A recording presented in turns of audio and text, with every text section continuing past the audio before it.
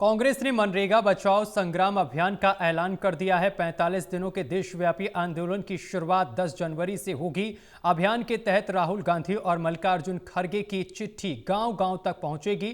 कांग्रेस संगठन महासचिव केसी वेणुगोपाल और पार्टी महासचिव जयराम रमेश ने आंदोलन की रूपरेखा का ऐलान किया है।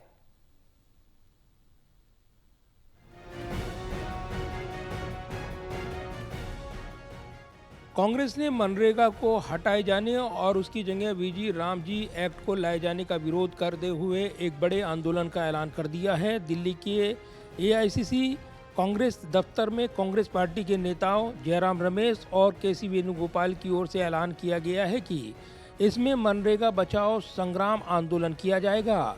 ये आंदोलन करीब 45 दिनों तक चलेगा।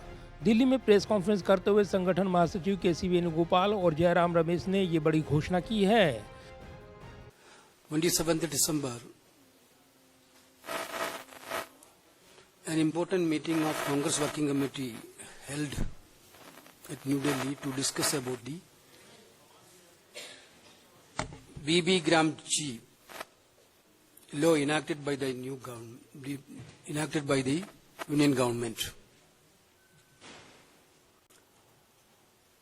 As Jairam rightly pointed out,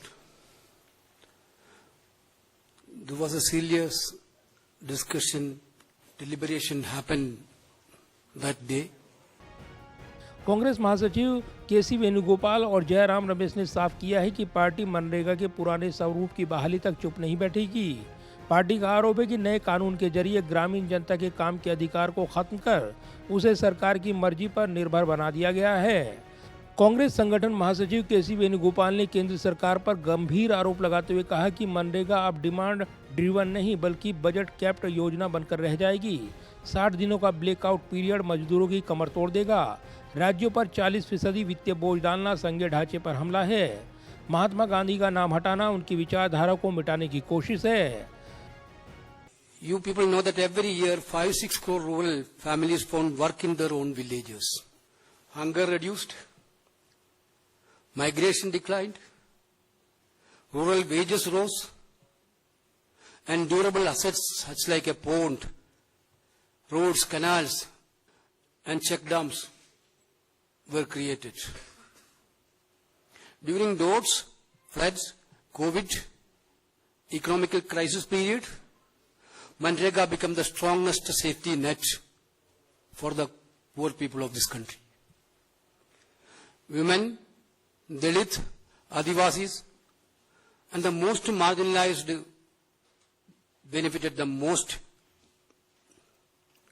Women accounted for nearly 60% of total workplace, gaining equal wages, income security, and social dignity. वही कांग्रेस महासचिव जयराम रमेश ने तीखा हमला बोलते हुए कहा कि इस नए कानून में सिर्फ एक ही गारंटी है और वो है खतरनाक केंद्रीकरण की गारंटी। जयराम रमेश ने इसकी तुलना निरस्त किए गए 3 कृषि कानूनों से की है और चेतावनी दी है कि इसका हर्ष भी वैसा ही होगा।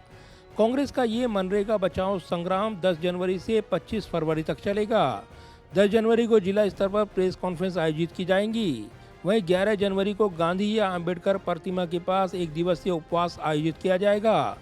12 से 29 जनवरी तक पंचायत चौपाल और जनसंपर्क कार्यक्रम किए जाएंगे। इसमें राहुल गांधी और मल्लिकार्जुन खड़गे की चिट्ठियां बांटी जाएंगी। वहीं 30 जनवरी को शहीदी दिवस के मौके पर ब्लॉक स्तर पर शांतिपूर्ण धरना दिया जाएगा।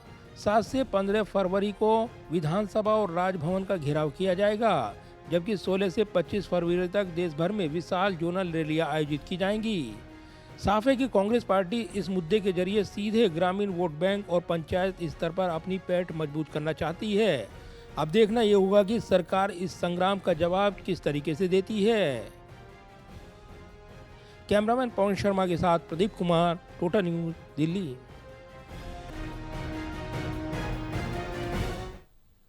प्रधानमंत्री